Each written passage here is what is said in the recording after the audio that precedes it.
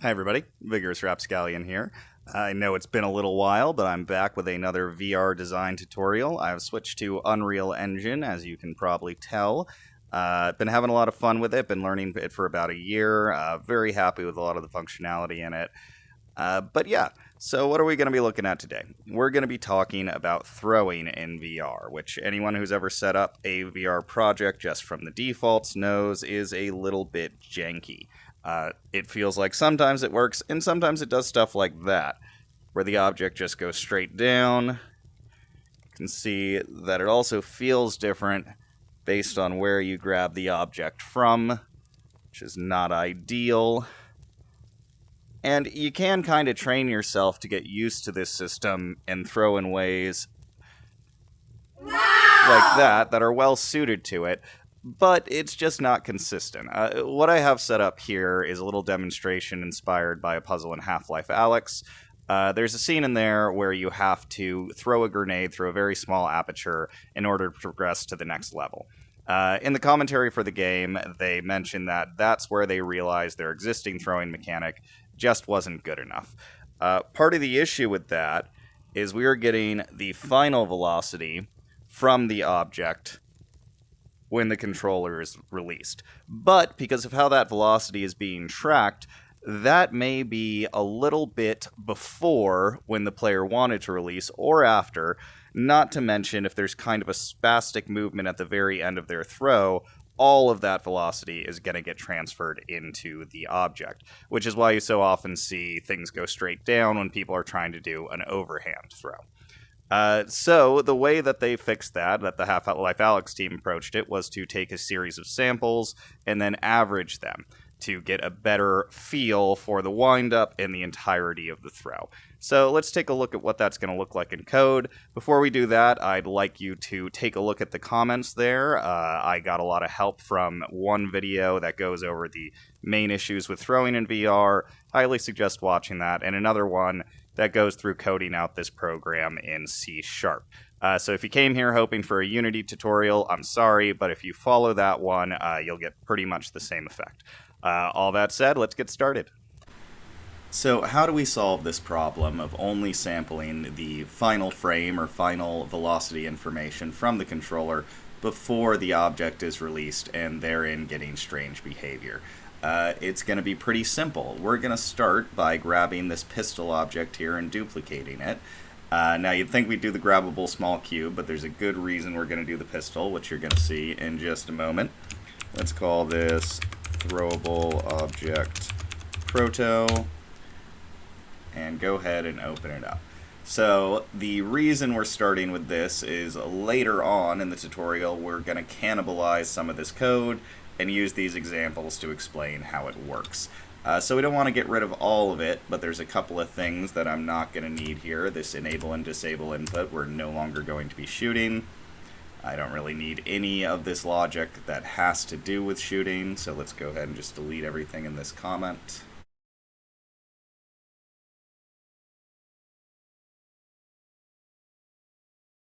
Great. Okay, so before we go any further, let's get the object we actually want to throw. We don't want to be doing a gun, because with its strange center of gravity, it's going to behave differently than the cube that we want to compare it to. So let's go ahead and get rid of that skeletal mesh, that muzzle location, and let's add in a static mesh instead. Be great if I could spell it right. There we go. And we're going to call this object. Is in this case it will be a cube, but it will not always be a cube. Let's go ahead and grab that same cube that they use for the grabbable example. Great, and we actually want this to be the scene root.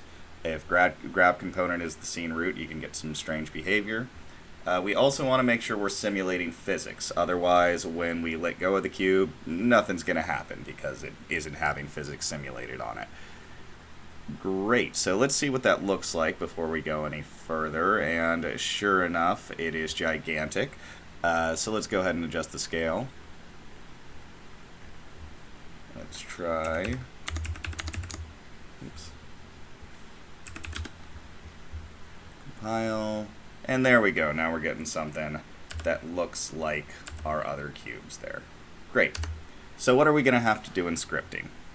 Well, the main thing we're going to need is an array of references to velocity that we can then get the average of and apply to this object upon release. First thing, because that's going to annoy me, I have an extra capital on there, and let's go ahead and be good boys and girls and do the proper naming convention with VP at the front. Great. Let's open that back up, go over to the event graph.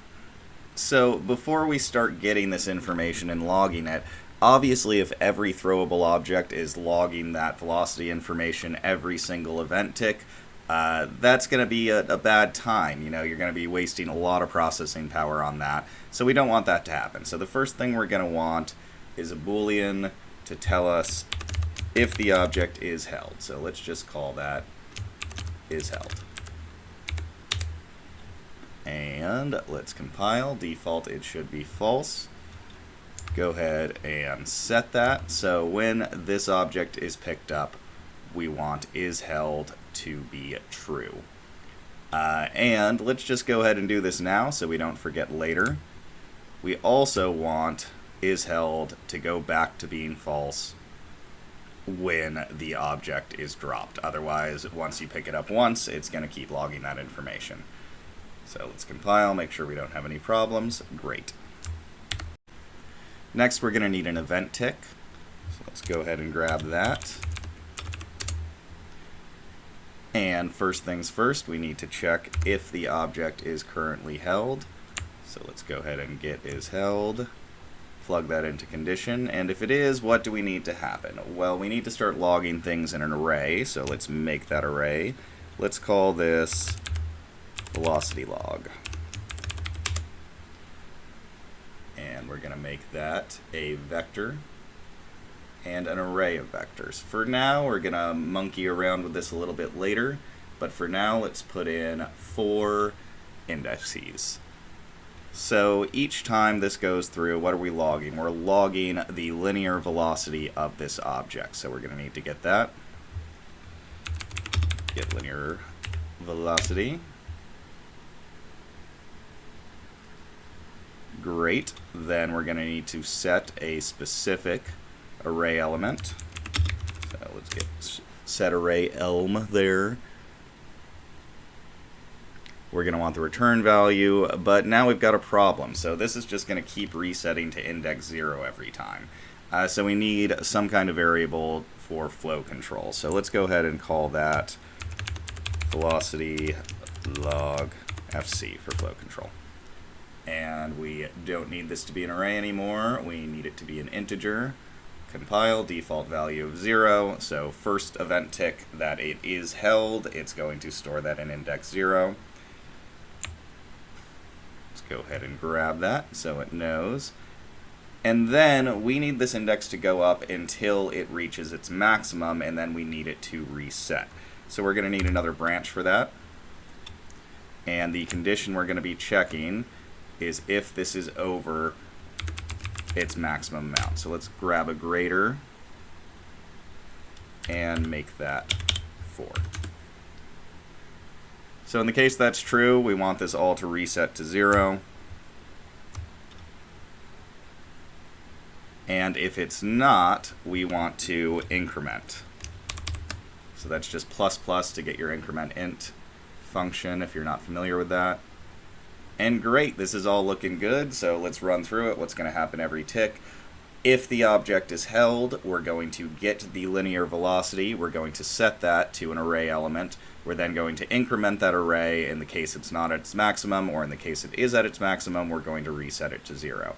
This is going to give us a sort of running input, as those indices will just be overwritten every time it comes back to the same one. And since we're only dealing with an average, for now, we don't really need to worry about the order that these elements popped in, up in. The average is going to be the same either way. So now how do we apply this information to our object when it's dropped? So first, let's go ahead and grab the object and say what we want to do to it. In this case, we want to set the linear velocity. Set physics linear velocity, and let's go ahead and put that before we flip back is held. I don't think it would really make a difference, but it just, I don't know, it feels right.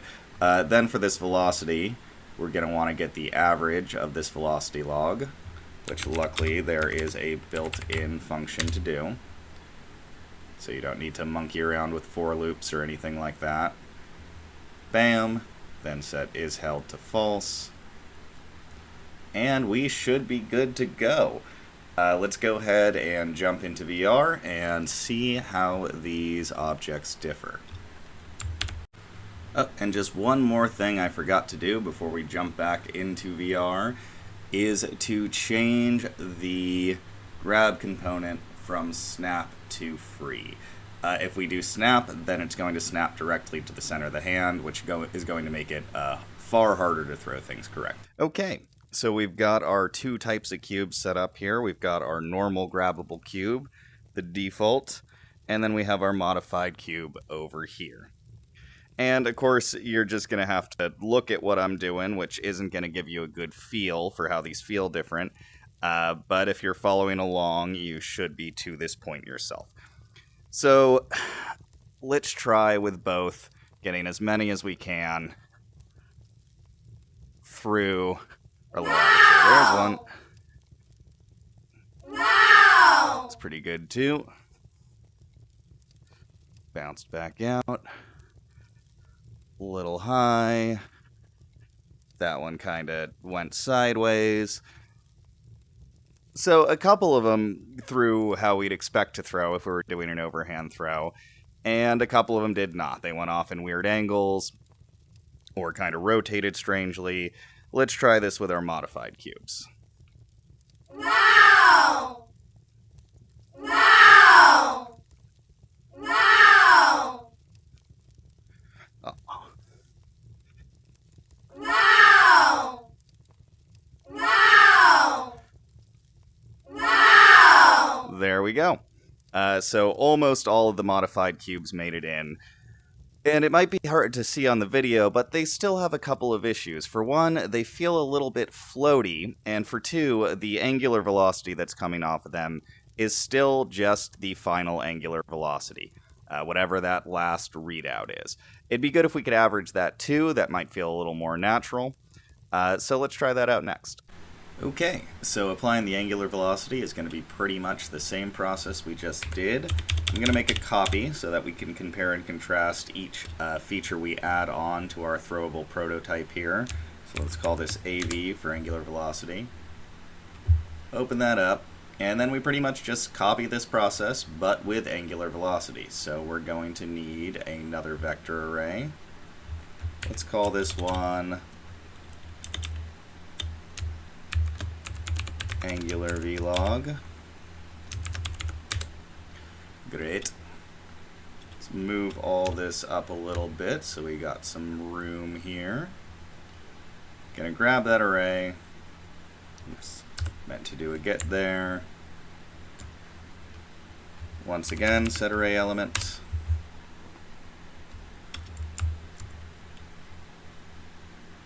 And we could just go ahead and use this same flow control. Nice and convenient. Then we need to grab our angular velocity. Let's go ahead and get angular velocity. Let's use radians. You can use either, because when we set it in the next step, it allows you to set it by degrees or radians, but we're going to use radians here. And great, that should be it. Then we just hook it back up to this branch to increment and reset. And then we just set that angular velocity. Same thing here, we get the vector average. We grab this, set angular velocity in radians, since that's what we're getting it in. Then rehook up that is held reset and hook up the average to that. And that's it. That's all you need to do. We're also going to go ahead and change the color of this again so we can see it in the demo. Alright, so over here we've got our cubes that don't track angular velocity. Over here we have our cubes that do. You're not going to see a huge amount of difference when you're throwing them laterally. Wow! Let's just do 2 of each. recording this video all day and my throwing arm has gotten worse and worse, but let's take a closer look at the rotation. Let's actually start with those that don't track angular velocity. And it's a little unpredictable. Sometimes it feels like it's rotating far more than it should be, sometimes less. Then let's go take a look over at these guys. The rotation on these feels a lot more consistent. It feels like you do the same motion with your wrist twice, and you get the same behavior. Now, both of these still have a couple of problems, and the first one we're going to address is that the feel of the throw is going to change based on where the object is held. So, for instance, say you pick it up as much at the forward part of your hand as you can. Well, now, when you're moving like this, the cube is moving at a faster velocity than your hand is, just in the way that the outside part of a record is moving faster than the inner. So, you can throw further with the same motion. Compared to, if you've got the cube in the dead center of your hand, it's flying considerably less far, and flicking your wrist is going to have a lot less of an effect there than it would at the top. So if your player's gotten used to imparting a little bit of velocity at the end of the throw, that's not going to work if they pick up the cube like this. It still made it in, but I was expecting it to go way faster. So, there are a couple of ways to fix this, and it doesn't sound like a huge deal, but it really can change the feel of the throw, and the point here is to get consistency. So, what we can either do is get a reference to how far away the object is from the center of the hand, and do some math on that, or we could just have the cube snap to the same part of the hand each time and deal with that. So let's take a look at both. Okay, so the first thing we're going to do is get a snap setup that feels realistic. So let's go ahead and duplicate this guy here. Let's call this Throwable Snap. Open it up, go to the viewport. And then, this should be at 0, 0, 0. I think I was messing around with it earlier. But we're going to switch our grab type to snap, and then we're going to adjust this until it looks right in your hand. I'm going to cut this part out because it's going to be a good amount of guess and check. See you in a second. Okay, and I found a snap that seems to work pretty well and look realistic in the hand. If you're following along with the project to the T, then that location's going to be just up here. Doesn't have to be exact, obviously, but close to that. And that should give you a cube that snaps into the hand in a way that more or less makes sense. Let's take a look. Okay, so let's take a look at our snap cube here. You pick it up, it snaps nicely into your hand, and it's perfectly throwable. And since it's always in the same orientation, the player can learn the muscle memory they need to for throwing the object. No! Now, that all works fine, No! but I still feel like it could be pumped up a little bit. So now that we have a good idea of what, variables we're working with here, what can we do to just make this a little more fun, to make it go a little faster? Let's take a look at that. Okay, so we're going to take a copy of our Throwable Snap again, and we're going to call this Throwable Snap Bumped Up. Open that up, and in the event graph here, so let's say we just want this to fly further forward without it going further up in the air, because that's going to feel a little strange to the player. It's going to feel sort of like the object popped out of your hand. So we don't necessarily want that.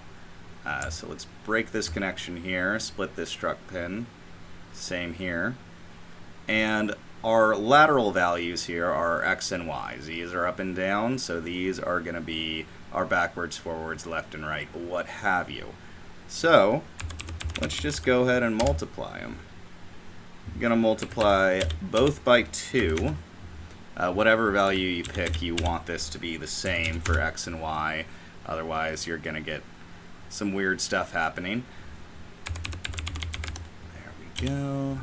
Multiply this by 2 as well. Now, 2 is probably a little high. It's going to feel a little unrealistic, but it will help to demonstrate that this did make a difference. Let's go ahead and take a look. Okay, so we've got our old cubes that snap and our modified cubes that snap. Let's try the old ones a couple of times. Wow! Those feel fine, but you kind of really gotta rocket it out, and the kind of limit of how fast the cube can go is a little bit low. That's partially because of that sampling. One way to fix that would be to have fewer samples, but as you do that, you get closer and closer to the original functionality. So let's take a look at this one that's modified to move faster on the X and Y plane. Wow! And that is just fun. Wow! Those feel great to throw. Wow! And it's a solution I'm very much in favor of. Now, there's still a lot of problems that we're going to have to go over, and that's going to be it for today's video. Now you've learned enough that you can throw objects that have a pretty uniform center of mass pretty easily, but a lot of objects fly different ways. This is fine for something like a baseball, but something like a tomahawk that's going to have a different center of gravity related to either the mesh or where you set it, that's going to fly differently. So, in the next video, we're going to take a look on how to make the feeling of how it throws specific to the object. You know, a grenade should throw differently than a baseball should throw differently than a hatchet, etc., etc. So we'll go through how you could tweak some of those settings and get something that feels really fun for the player, and that's going to be part 2. Then in part 3, we are going to be doing fully stylized throwing, where we're going to be getting input philosophy as far as direction, but then after that, we're going to be divorcing ourselves from the physics system and doing other things to create fun, stylized effects for the player. Either way, thank you for watching this video. I hope you tune in for the next one, and as always, have a great day.